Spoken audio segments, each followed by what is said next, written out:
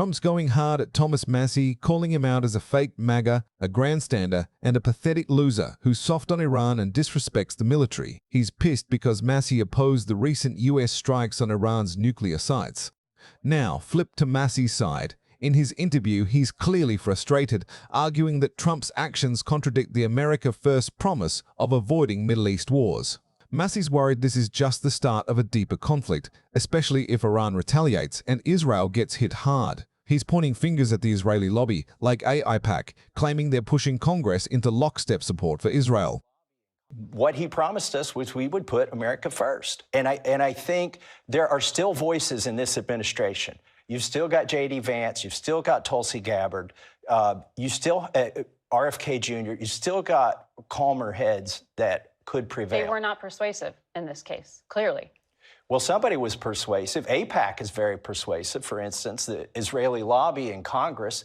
If you look at my colleagues' feeds now, they all look the same. They're all tweeting the same message, that we've got to support Israel and we've got to do this. My question is, does, 3 bombings and we're done with Iran's nuclear ambitions, is that the 2 weeks to slow the spread of 2025? Is this, we were told 2 weeks to slow the spread then, now we're told it's just going to take 3 bombings. But what happens when Israel gets bombed again?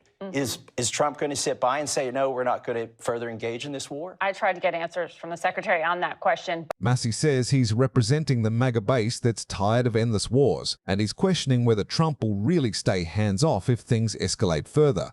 And I'm here to represent the base of the MAGA party that got Trump elected. Most of us were tired of the wars in the Middle East and Eastern Europe, and we were promised that we wouldn't be engaging in another one. Yet here we see this happening, and there's the president and the administration say, "Oh, we're done. We've had our little bombing, and now this is over." But what happens if this drags on between Israel and Tel Aviv gets pummeled by Iran? Is President Trump going to say we're going to sit by and not do anything in that instance?